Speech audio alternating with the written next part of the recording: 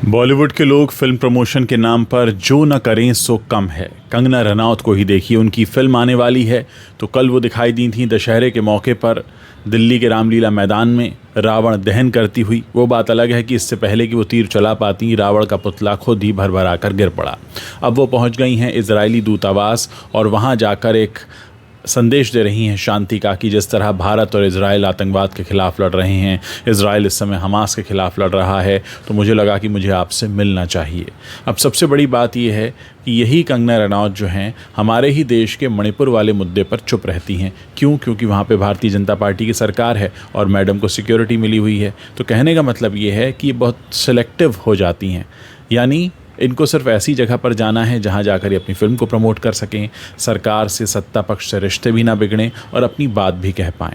अब आप सोचिए कि कंगना रनौत के स्टेटमेंट को जब लोग सोशल मीडिया पर पढ़ रहे हैं तो लोग तमाम तरह के सवाल पूछ भी रहे हैं। और एक सवाल मेरा भी बनता है कि अगर आपको वाकई औरतों के स्वाभिमान की चिंता है, सही और गलत की चिंता है, तो आप उस वक्त क्यों चुप थीं जब मणिपुर में बहुत कुछ गलत हो रहा था?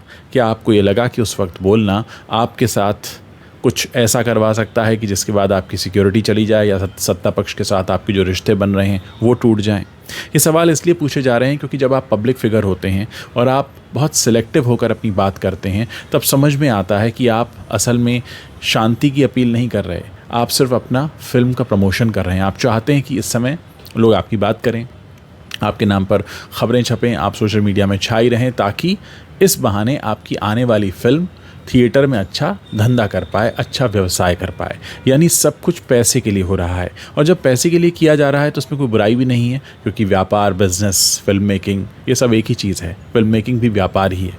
लेकिन जब फिल्म मेकिंग के व्यापार को, बिजनेस को, पैसे बनाने को देश प्रेम की आड़ में किया जाता है, तब समझ में आता है कि इसे हम ढोंग कहते हैं। ये ढोंग कहलाता है, क्योंकि अगर ये ढोंग नहीं होता तो ये मणिपुर के वक्त भी दिखाई दिया होता, और ये तब भी दिखाई देता जब आपकी कोई फिल्म नहीं आने वाली होती।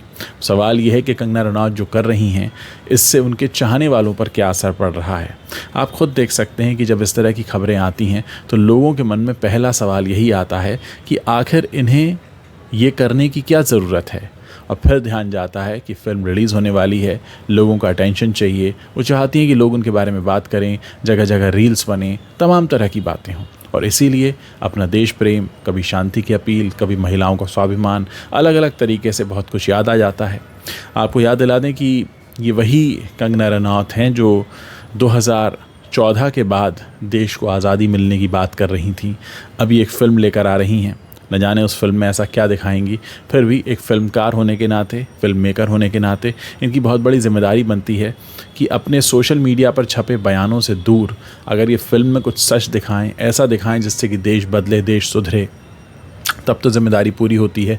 वरना इनकी ये फिल्म भी एक ऐसा ही प्रयोग बनकर रह जाएगी जिसमें सिर्फ खुद को पब्लिसिटी दिलाने के लिए, या फिर पैसा कमाने के लिए, या फिर अपने आसपास वो माहौल बनाने के लिए बयान देते हैं या स्टेटमेंट्स देते हैं। आपको क्या लगता है, कंगना रनौत का इजराइल के दूतावास में पहुंचना किस तरह का संदेश है? और जब आप इस बारे में लिखें तो ये भी याद रखिएगा कि ये मणिपुर मामले पर एकदम खामोश नहीं थी। लोग पूछते रहे थे पर इन्होंने अपनी चुप्पी नहीं तोड़ी थी।